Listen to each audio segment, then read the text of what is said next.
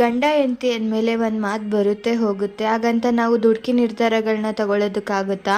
Hello everyone, ಇದು ಮಂಗಳವಾರ. ನಾನು ನಮ್ಮ ಅಮ್ಮನ ಮನೆಗೆ ಹೋಗಿದ್ದೆ ಅಲ್ವಾ ಸಂಡೇ. ಆವಾಗ ನಮ್ಮಮ್ಮ ಅವರ ನೇಬರ್ ಫ್ಯಾಮಿಲಿಯಲ್ಲಿ ಗಂಡ ಹೆಂಡತಿ ಜಗಳ ಮಾಡಿಕೊಂಡು ಗಂಡ ಏನೋ ಒಂದು ಸಣ್ಣ ಮಾತಂದ್ರು ಅನ್ನೋ ಕಾರಣಕ್ಕೆ ಹೆಂಡತಿ ಸೂಸೈಡ್ನ ಮಾಡ್ಕೊಂಡಿದ್ದಾರೆ ಮೊನ್ನೆ.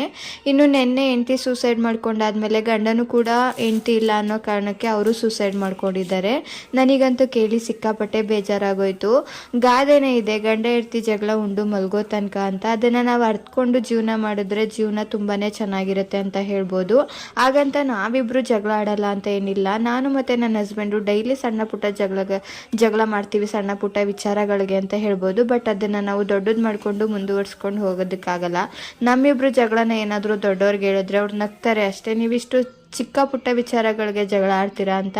ಸೊ ಹಾಗಾಗಿ ಯಾರು ದುಡುಕಿ ನಿರ್ಧಾರಗಳನ್ನ ತಗೊಳ್ಳೋದಕ್ಕೆ ಹೋಗ್ಬಿಡಿ ಅಂತ ಹೇಳೋದಕ್ಕೆ ಇಷ್ಟಪಡ್ತೀನಿ.